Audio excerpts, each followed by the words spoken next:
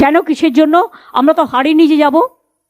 হারলে আমি যদি শপথ নিতে যেতাম তাহলে আমি রেজিগনেশনটা করতাম। সংবিধানে লেখা আছে মাননীয় গভর্নর লোক ভবন এই বিষয়ে যথাযথ সাংবিধানিক পদক্ষেপ নেবে, এটা আশা করি। এর বাইরে আমি কোনো মন্তব্য করি না। আপনাদের কাছে উনি প্রাসঙ্গিক হতে পারেন, পশ্চিমবাংলার রাজনীতিতে উনি এখন অপ্রাসঙ্গিক।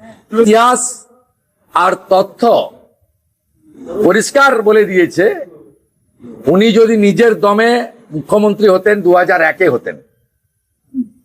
কার এবং কাদের দমে হয়েছেন 2011-তে, আজকে সেটা প্রমাণিত। আমি শান্তি বজায় রাখুন।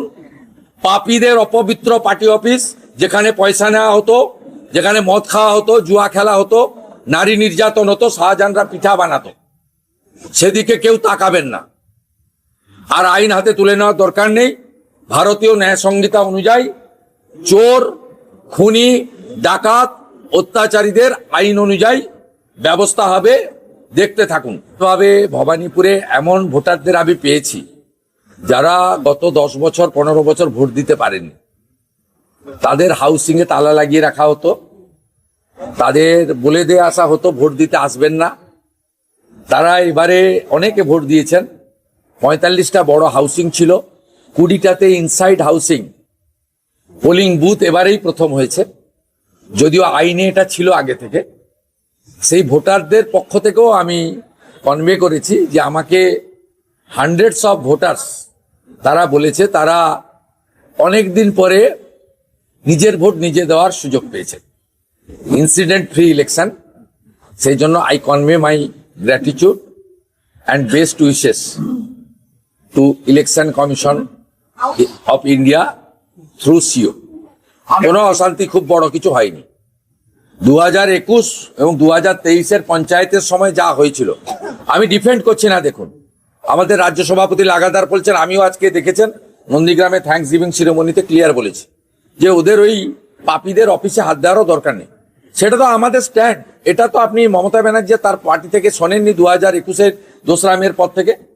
তখন তো উনি বরঞ্চ শপথ নিতে গিয়ে 6 তারিখে বলেছিলেন সাংবাদিকদের যে আমি তো 4 দিন ক্ষমতায় ছিলাম না, ইলেকশন কমিশন ক্ষমতায় ছিল, আমার দায়িত্ব তো ছিল না।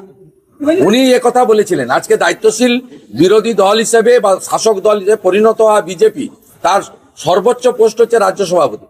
তিনি প্রথম দিন থেকে লাগাতার বলছেন, আমিও গতকাল বলেছি, আজকে আমি প্রকাশ্যে জনসভাতে বলেছি।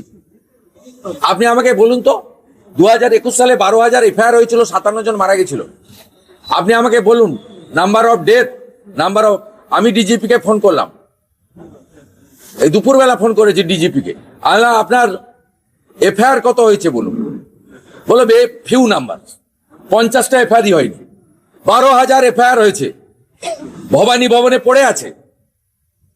রিটায়ার্ড জাস্টিস মঞ্জুলা চেল্লুরের নেতৃত্বে কমিশন করে দিয়েছিল, 100% এফআইআর কে এফআরটি করে দিয়েছেন। ওই ফাইলগুলো খোলাবো।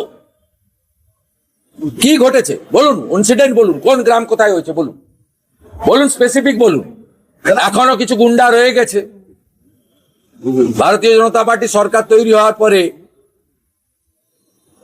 দলমত নির্বিশেষে ধর্ম সম্প্রদায়ের ঊর্ধ্বে উঠে গুন্ডা দমন হবে। এই জন্যই মাননীয় নরেন্দ্র মোদীজি বলে গেছিলেন যে এখানে জঙ্গল রাজ নয়, মহাজঙ্গল রাজ হয়েছে আছে। তা মহাজঙ্গল রাজকে পরিষ্কার করতে গেলে এই ধরনের ঘটনা, বিচ্ছিন্ন ঘটনা ঘটছে। এখনো কিছু গুন্ডা রয়ে গেছে।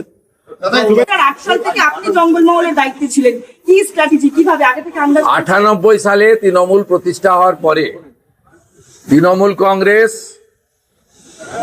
এন্টার জঙ্গলমহল রিজিন, বাঁকুড়া, পশ্চিম মেদিনীপুর অবিভক্ত ইনক্লুডিং ঝাড়গ্রাম, পুরুলিয়াতে ছিল না।